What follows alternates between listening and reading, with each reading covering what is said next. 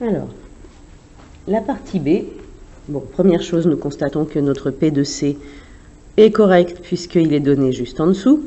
On vous dit, on interroge 9 personnes. X, la variable aléatoire donnant le nombre de personnes qui connaissent le produit. Ceci est important pour pouvoir répondre à la suite. Donc, quelle est la loi suivie par X? X suit une loi binomiale. Binomiale. Donnez les valeurs de ces paramètres. Une loi binomiale a deux paramètres. N, qui est le nombre de personnes, le nombre de fois où on refait les choses. Ici, c'est 9. Et P, qui est la probabilité ici que les gens connaissent le produit, puisque c'est ça, X. Donc, probabilité qu'ils connaissent le produit, c'est 0,1132.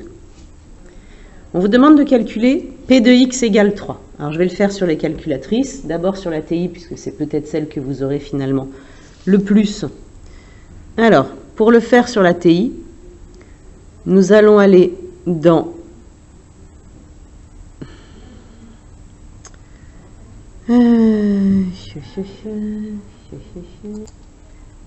alors, nous n'avons rien ici qui s'appelle probabilité, ça s'appelle distribution. Donc, seconde, distrib.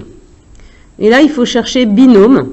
Alors, binomial, vous ne la trouverez pas au début, vous la trouverez à la fin, ce qui fait qu'au lieu de descendre, je monte pour pouvoir trouver binôme. Et c'est la première qui vous intéresse. Donc, c'est la A, binôme FDP. Elle est plus difficile à trouver ici que sur la Numworks. Binôme FDP. On vous demande nombre d'essais. C'est le petit n. Ceci vaut 9. La probabilité 0,1132.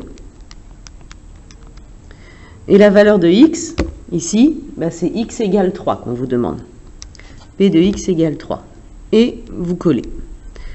Donc ici, binomial, 9, 0,1132 et 3. Et ça vous donne votre valeur. P de x égale 3 vaut 0,059. On peut s'arrêter là. Probabilité maintenant qu'aucune personne, aucune de ces personnes veut dire que le nombre de personnes est égal à 0.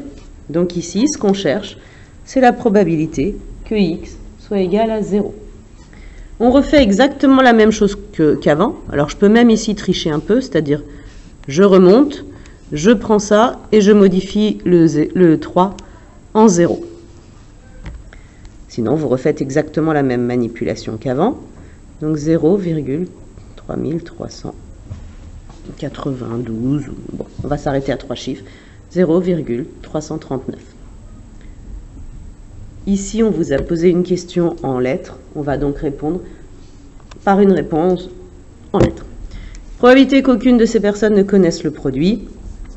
Donc, il y a 33,9% de chances qu'aucune des 9 personnes ne connaissent ce produit.